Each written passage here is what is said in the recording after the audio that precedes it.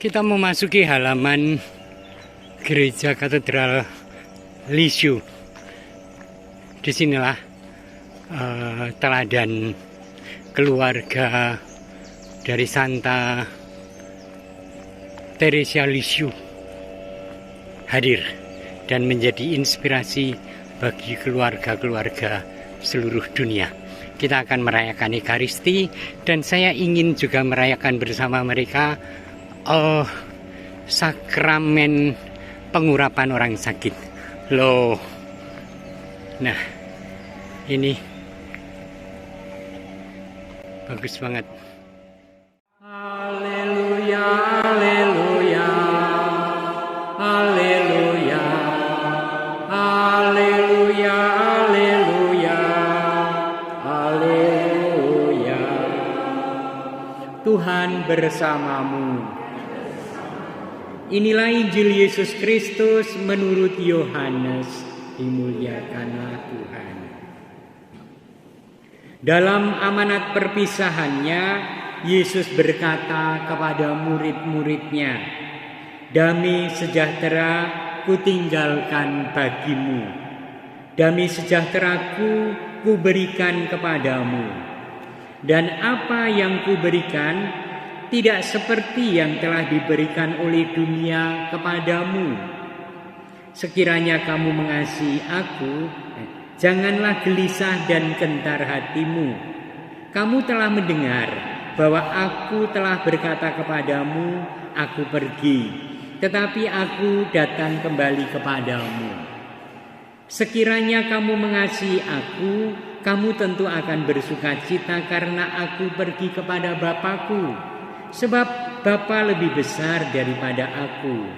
Sekarang juga aku mengatakan kepadamu sebelum hal itu terjadi." Demikianlah Injil Tuhan. Terpujilah Kristus. Silakan duduk. Berada di tempat ini terutama untuk saya pribadi.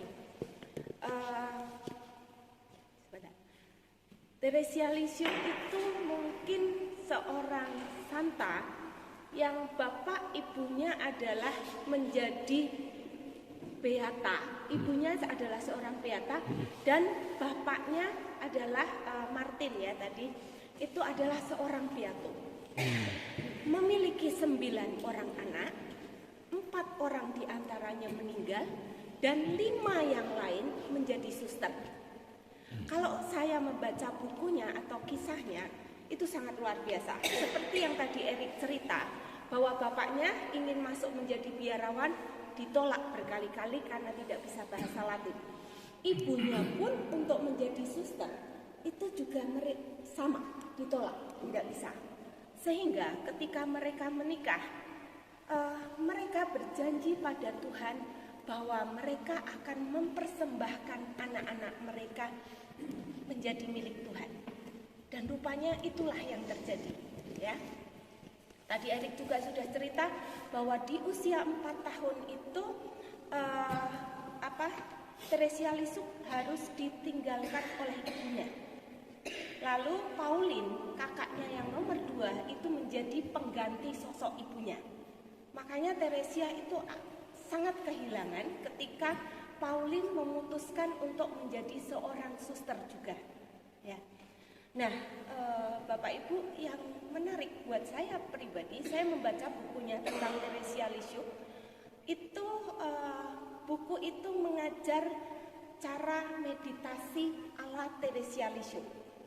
Hari demi hari kita diajar untuk bermeditasi seperti Teresia Lisieux lakukan pada Tuhan Yesus. Ya, dia termasuk salah satu pujangga gereja. Yang kita tahu kalau pujangga gereja mungkin yang terkenal itu Teresa Avila ya, atau Santa Catherine dari Siena. Dan satu lagi agak susah namanya, saya agak lupa. Seperti itu. Nah, ketika dia umur 9 tahun itu panggilan untuk menjadi biarawati sangat kuat dalam diri Teresia Lisieux. Itu sebabnya ketika tadi Erik juga udah bilang umur 14 tahun dia itu diajak ayahnya, termasuk dia pergi dengan Pauline untuk mengikuti misa dengan Paus Leo yang ke-13. Ya, Bapak Ibu, ini menarik buat saya. Sebegitu kuatnya panggilan Teresia Lisieux itu untuk menjadi biarawati, karena dia kan masih muda sekali ya, umur 14 tahun. Yang dia lakukan apa Bapak Ibu? Dia itu mengonde rambutnya ke atas ya, diikat gitu, dikonde supaya dia nampak lebih dewasa dari usianya ketika dia menjumpai paus. Dan ketika dia datang menghadap paus, dia gemetar saking sukacitanya dan nggak ngerti mesti ngomong apa sama paus. Dia disenggol sama Pauline, suruh ngomong sama paus. Dan dia ngomong, Bapak Suci, saya ingin menjadi seorang suster. Dan Paus Leo 13 pada saat itu mengatakan, pulanglah, ikuti apa yang menjadi kata pastormu. Itu yang terjadi. Dan Santa Teresia Lisieux tidak berhenti di situ, dia tetap berusaha. Dan di usia 15 tahun tiba-tiba dia dipanggil oleh uskup dan diperbolehkan untuk masuk biara. Saya belajar dari sini, ketika kita pengen sesuatu yang kita lakukan untuk Tuhan, entah itu pelayanan atau apapun, tidak ada yang mustahil. Kita lakukan yang semaksimal kita bisa, Tuhan akan menuntun jalannya kita. Itu yang pertama. Lalu yang kedua, belajar dari spiritualitas Teresia Lisieux. Teresia Lisieux itu selalu berpikir dan selalu mengatakan bahwa, makanya kan dia dikatakan Teresia kanak-kanak Yesus, betul ya Erik ya? Kenapa begitu? Karena dia menganggap dirinya itu seperti seorang anak kecil yang begitu tergantung kepada bapaknya. Kalau seorang anak kecil kan seperti itu Bapak Ibu. Dia sangat tergantung kepada ayahnya, pertama tergantung. Yang kedua, dia sangat percaya juga bahwa Bapa pasti akan memberikan yang terbaik untuk anaknya. Itu spiritualitas dari Teresia Lisieux.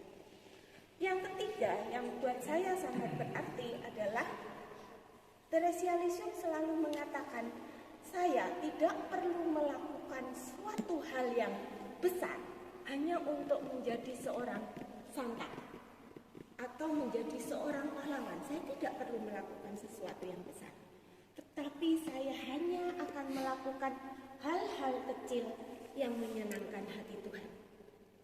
Kenapa Teresia Lisieux disebut juga Teresia bunga kecil? Karena dia sering mencari bunga-bunga lalu mempersembahkan pada Tuhan Yesus. Itu hal kecil yang dia lakukan. Lalu yang kedua, dia senantiasa berdoa pada Tuhan. Tuhan, aku akan menyerahkan seluruh kegembiraan, pencobaan-pencobaan dalam hidupku, aku akan menjalaninya bersama dengan Engkau. Itu spiritualitas Teresia Lisieux yang buat saya, oh ya, ternyata saya tidak perlu melakukan sesuatu yang hebat-hebat sehingga orang menganggap saya, wah, dia hebat.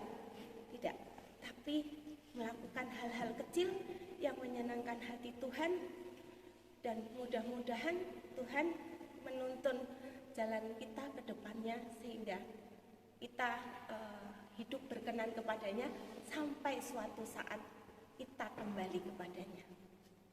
Saya belajar dari Santa Teresia Lisieux. Itu aja Bapak Ibu, mudah-mudahan itu juga menginspirasi kita semua yang ada di sini. Melakukan hal-hal kecil yang menyenangkan hati Tuhan. Tidak perlu yang hebat-hebat. Mulai dari hal kecil. Dan tidak perlu takut untuk melangkah, karena seterusnya Tuhan seperti seorang bapak terhadap anaknya. Dia yang akan senantiasa menuntun tangan kita. Itu aja Bapak Ibu. Romo, terima kasih Romo. Turun. Ya, tepuk tangan.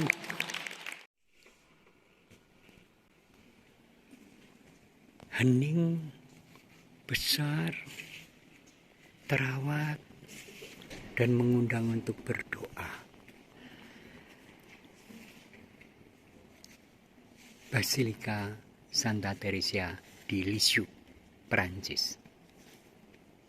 Teladan hidup yang luar biasa dari saudara berlima yang jadi suster semua dan bapak ibu yang mendidik secara luar biasa. Kita dimasakkan Asia lagi, minta dimasakkan, ini sudah dimasak. Itu